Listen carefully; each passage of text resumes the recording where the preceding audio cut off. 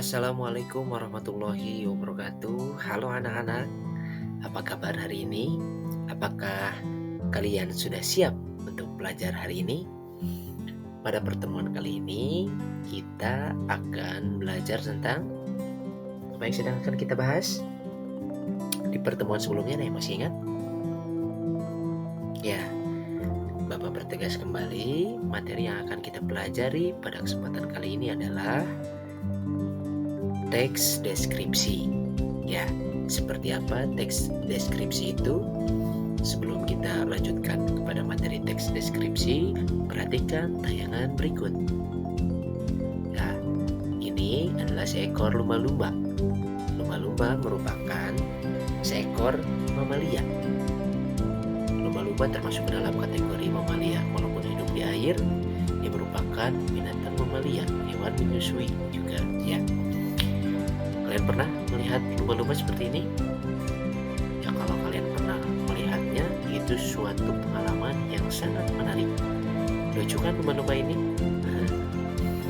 Berikutnya ada sebuah pertanyaan.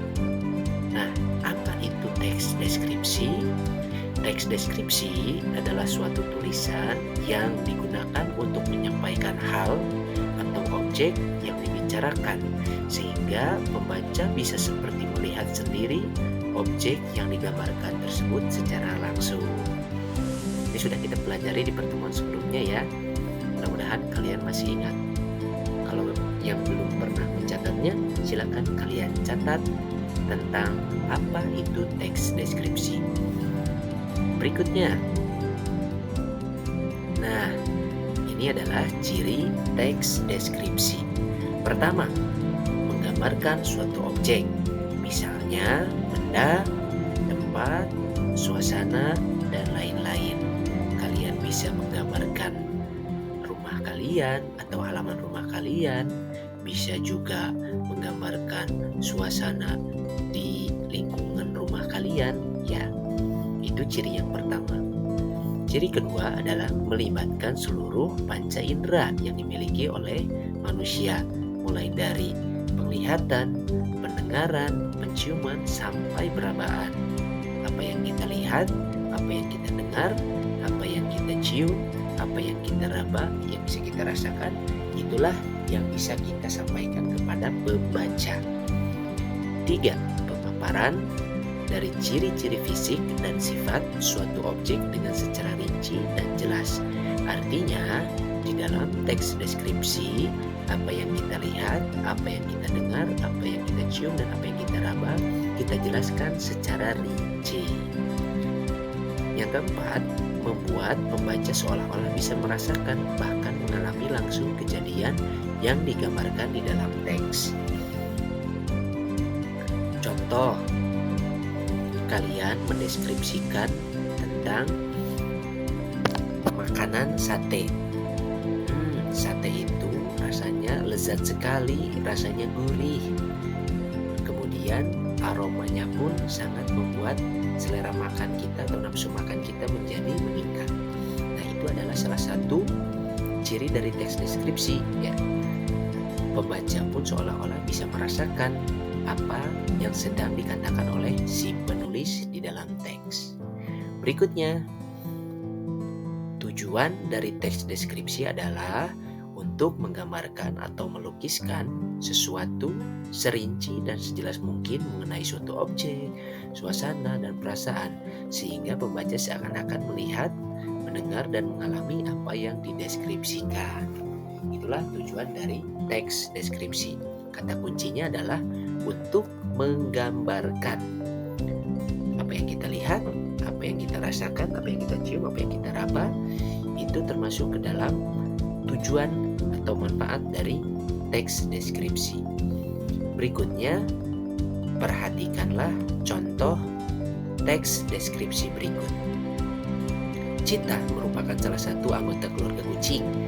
Mereka adalah kucing besar asli dari Afrika dan Iran Tengah. Cheetah menjadi hewan darat tercepat yang diperkirakan mampu berlari dengan kecepatan 80 hingga 128 km per jam. Wah, kencang sekali ya lari dari cheetah ini. Mereka memiliki tubuh yang dirancang untuk bisa berlari cepat. Tubuhnya yang ringan, kakinya yang panjang dan kurus, serta memiliki ekor yang panjang.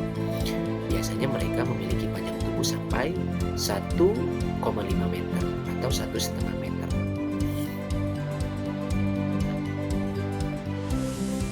Citah dewasa memiliki berat sampai 72 kg. Kepalanya berbentuk kecil dan bulat, memiliki moncong pendek dan garis-garis hitam yang terlihat seperti bentuk air mata. Warna kulitnya merupakan kuning kecoklatan sampai putih krem atau pucat dan sebagian besar ditutupi dengan bintik-bintik hitam yang memiliki jarak yang sama. Kalian pernah melihat citah? Di mana kalian melihat citah? Di televisi, di YouTube mungkin, atau pernah melihatnya secara langsung ke taman safari atau di kebun binatang? Ya, kita lanjutkan. Citah hidup dalam 3 kelompok, betina dan anaknya, koalisi jantan dan jantan soliter. Betina citah menjalani kehidupan nomaden. Apa itu nomaden? Artinya berpindah-pindah ya, mereka tidak menetap dari suatu tempat. Sehingga cara hidup mereka adalah ya berpindah-pindah untuk mencari makanan. Mereka mencari mangsa di wilayah jelajah yang luas, tuh kan. Sedangkan pejantan citah lebih banyak menetap dan membangun wilayah yang kecil, namun dengan mangsa yang berlimpah dan juga akses terhadap citah betina. Citah adalah hewan yang aktif di siang hari, terutama saat fajar dan senja. Mereka hewan yang bisa memakan mangsa mulai dari ukuran kecil hingga sedang, bahkan sampai 40 kg. Mereka lebih menyukai mangsa yang berukuran sedang seperti impala dan rusa. Citah biasanya mengintai mangsa mulai dari jarak 60-70 meter, menyerbu ke arahnya lalu menjegalnya selama pengejaran. Setelah itu mereka akan menggigit tenggorokannya hingga mangsanya mati. Betina citah hamil dalam kurun waktu 3 bulan dan bisa melahirkan 3-4 anak. Anak citah ini sangat rentan dimangsa oleh hewan lainnya seperti hyena atau singa. Kalian pernah melihat hyena atau singa? Kalau singa pasti sudah populer ya. Anak citah akan disapih pada usia 4 bulan dan mulai mandiri pada usia 20 bulan. Itulah sebuah contoh deskripsi hewan citah. Di sini, apakah kalian sudah mulai bisa menggambarkan deskripsi atau bisa mendeskripsikan suatu objek atau suatu benda? Nah, untuk pertemuan kali ini kita cukupkan dulu sampai sini. Jangan lupa untuk mengisi daftar hadir dan jawab pertanyaan-pertanyaan yang disampaikan oleh Pak Firman pada grup yang sudah dibuat. Itu saja yang dapat Bapak sampaikan untuk pertemuan kali ini. Terima kasih. Assalamualaikum warahmatullahi wabarakatuh.